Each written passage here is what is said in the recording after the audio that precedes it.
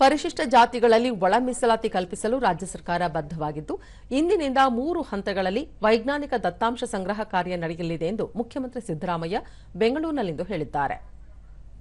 ಸುದ್ದಿಗೋಷ್ಠಿಯಲ್ಲಿ ಅವರು ಪರಿಶಿಷ್ಟ ಜಾತಿ ಪಟ್ಟಿಯಲ್ಲಿ 101 ಜಾತಿಗಳನ್ನು ಗುರುತಿಸಲಾಗಿದೆ. ಈ ಜಾತಿಗಳ ವೈಜ್ಞಾನಿಕ ವರ್ಗೀಕರಣಕ್ಕಾಗಿ ದತ್ತಾಂಶ ಸಂಗ್ರಹಿಸಲು ನಿವೃತ್ತ ನ್ಯಾಯಮೂರ್ತಿ ನಾಗಮೋಹನ್ ದಾಸ್ ಆಯೋಗದ ಶಿಫಾರಸಿನಂತೆ ಸಮೀಕ್ಷಾ ಕಾರ್ಯ ಇಂದಿನಿಂದ ಆರಂಭವಾಗಿದ್ದು ಮೇ 17ರವರೆಗೂ ಮೊದಲ ಹಂತದಲ್ಲಿ ಗಣತಿದಾರರು ಮನೆ ಮನೆಗೆ ಭೇಟಿ ನೀಡಿ ಸಮೀಕ್ಷೆ ನಡೆಸಲಿದ್ದಾರೆ. ಇದಕ್ಕಾಗಿ ಸುಮಾರು 65,000 ಶಿಕ್ಷಕರನ್ನು ನಿಯೋಜಿಸಲಾಗಿದೆ. 10 ರಿಂದ 12 ಶಿಕ್ಷಕರಿಗೆ ಓರ್ವ ಮೇಲ್ವಿಚಾರಕರು ಇರಲಿದ್ದಾರೆ ಎಂದು ತಿಳಿಸಿದರು. ಮೇ 19 ರಿಂದ 21ರವರೆಗಿನ 2ನೇ ಹಂತದಲ್ಲಿ ಪ್ರದೇಶವಾರು ಹಾಗೂ ವಿಶೇಷ ಶಿಬಿರಗಳಲ್ಲಿ ಸಮೀಕ್ಷೆ ಕಾರ್ಯ ನಡೆಯಲಿದೆ. ಮೇ 19 ರಿಂದ 23ರವರೆಗೆ 3ನೇ ಹಂತದಲ್ಲಿ ಆನ್ಲೈನ್ ಮೂಲಕ ಸ್ವಯಂ ಘೋಷಣೆಗೆ ಅವಕಾಶ ಕಲ್ಪಿಸಲಾಗಿದೆ. ಮೊಬೈಲ್ ಆಪ್ ಮೂಲಕವೂ ಸಮೀಕ್ಷೆಗೆ ಅವಕಾಶ ಮಾಡಿಕೊಡಲಾಗಿದೆ. ಪರಿಶಿಷ್ಟ ಸಮುದಾಯದ ಜನರು ಸಮೀಕ್ಷೆಯಲ್ಲಿ ಪಾಲ್ಗೊಂಡು ನಿಖರ ಮಾಹಿತಿ ನೀಡಬೇಕೆಂದು ತಿಳಿಸಿದರು.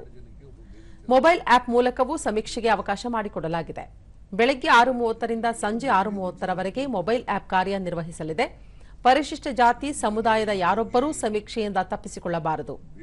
ಒಳ ಮೀಸಲಾತಿ ಕಲ್ಪಿಸುವಂತೆ ಸುಪ್ರೀಂ ಕೋರ್ಟ್ ಕೂಡ ನಿರ್ದೇಶಿಸಿದ್ದು ರಾಜ್ಯ ಸರ್ಕಾರ ಬದ್ಧವಾಗಿದೆ. ಈ ನಿಟ್ಟಿನಲ್ಲಿ ಸಮೀಕ್ಷಾ ಕಾರ್ಯ ಕೈಗೆತ್ತಿಕೊಳ್ಳಲಾಗಿದೆ ಎಂದರು.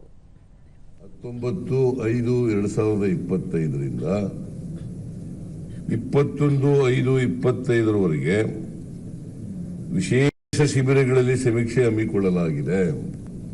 19 ರಿಂದ 21ರವರೆಗೆ ಈ ತಿಂಗಳು ವಿಶೇಷ ಶಿಬಿರ ಮಾಡ್ತೀವಿ. ಆ ಶಿಬಿರದಲ್ಲಿ ಸಮೀಕ್ಷೆ ಮಾಡ್ತಾರೆ. ಅಲ್ಲೂ ಬಂದು ಹೇಳ್ಬೋದು. ಯಾರು ಒಂದು ವೇಳೆ ಬಿಟ್ಟೋಗಿದ್ರೆ ಅವರು ಬಂದು ಹೇಳ್ಬೋದು. ಆಮೇಲೆ 3ನೇ ಹಂತದಲ್ಲಿ 19 ರಿಂದ 23ರವರೆಗೆ ಆನ್ಲೈನ್ ಮೂಲಕ ಕೂಡ ಮಾಡಬಹುದು. 19 ರಿಂದ 23/5/2025ರವರೆಗೆ ಆನ್ಲೈನ್ ಮೂಲಕ ಸ್ವಯಂ ಘೋಷಣೆ ಮಾಡ್ಕೋಬಹುದು. ಸಮಾಜ ಕಲ್ಯಾಣ ಇಲಾಖೆ ಸಚಿವ ಡಾ. ಮಹದೇವಪ್ಪ ಸಮೀಕ್ಷಾ ಅವಧಿಯಲ್ಲಿ ಯಾವುದೇ ಗೊಂದಲಕ್ಕೆ ಎಡೆ ಮಾಡಿಕೊಡದೆ ನಿಖರ ಮಾಹಿತಿ ಸಂಗ್ರಹಿಸಲು ಗಣತಿದಾರರಿಗೆ ಸೂಚಿಸಲಾಗಿದೆ ಎಂದು ಹೇಳಿದರು.